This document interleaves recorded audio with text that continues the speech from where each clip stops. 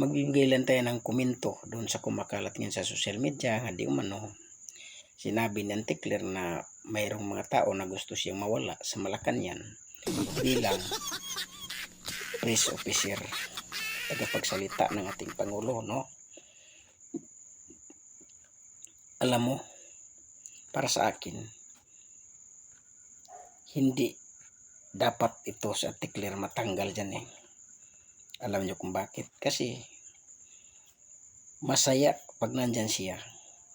Dahil kapag issue ng ating Pangulong Marcos sa administrasyong ito ay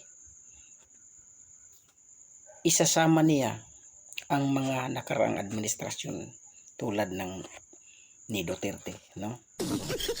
Marami na siyang mga pasaring sa mga nakaraang administrasyon kapag magsalita siya dyan sa Malacanang. At habang nandyan siya,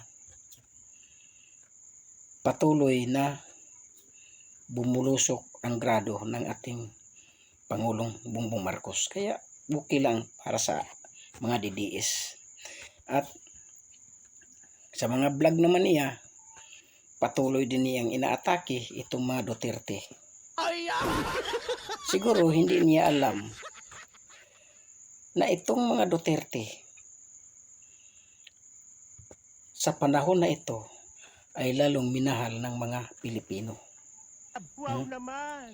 At milyon-milyon ang mga supporter ng mga Duterte.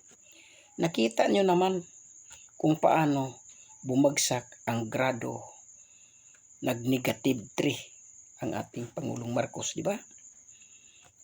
So, doon mo dapat mababase na ang tao na wala na talagang gana sa administrasyon ngayon. Dagdagan pa sa patuloy na pag-atake ni Antikler sa mga Duterte. Diba? Kaya walang dahilan para umalis dyan si Antikler para sa akin. Yun lang ang aking komento dyan sa kumakalat ngayon sa social media. Para sa akin, hindi ako sang-ayon na mawala si Antikler dyan sa Malacanang.